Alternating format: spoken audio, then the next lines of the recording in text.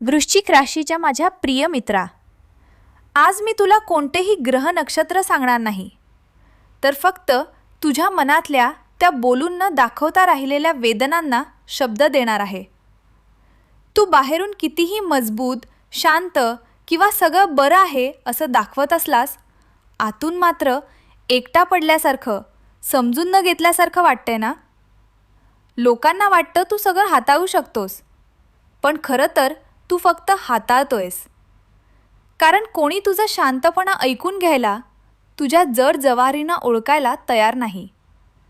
तू रात्री उशिरापर्यंत विचार करतोस, डोळे बंद केले की आठवणी येतात आणि स्वतःला समजावतोस, चालेल मी सांभाळून घेईन.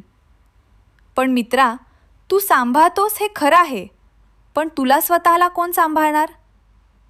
म्हणूनच आज मी तुला ज्योतिष नाही तर स्वतःशी प्रेम करण्याचा हलका मार्ग दाखवतोय. पुढच्या काळात फक्त एक काम कर.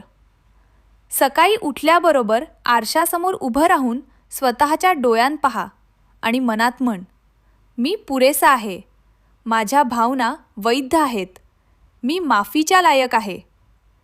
नंतर एक पांढरा कागद घे. तुझ्या मनातला सगळा राग, भय, थकवा त्यावर लिहा आणि तो कागद पाण्यात विसर्जित कर. हे फक्त उपाय नाही, तर तुझ्या मनाला परवानगी देण्याची क्रिया आहे. दुसरे, संध्याकाळी फक्त 5 मिनिटे शांत बस. कोणताही मंत्र नाही, फक्त श्वास घे आणि सोड.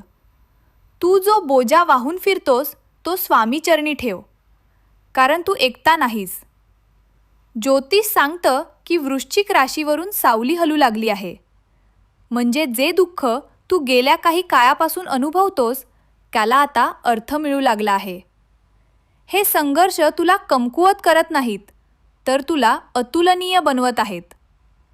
लवकरच एक अशी व्यक्ती किंवा संधी तुझ्या आयुष्यात येईल जी तुझ्या शांततेला ओळखेल, तुझ्या निष्ठेला मान देईल.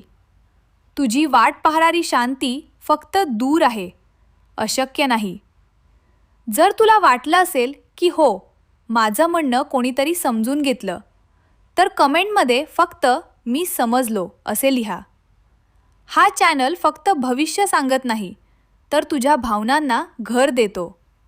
सबस्क्राईब कर, कारण पुढच्या व्हिडिओत मी तू कसा स्वतःला पुन्हा उभं करू शकतोस यावर बोलणार आहे. तू महत्त्वाचा आहेस. जय स्वामी समर्थ.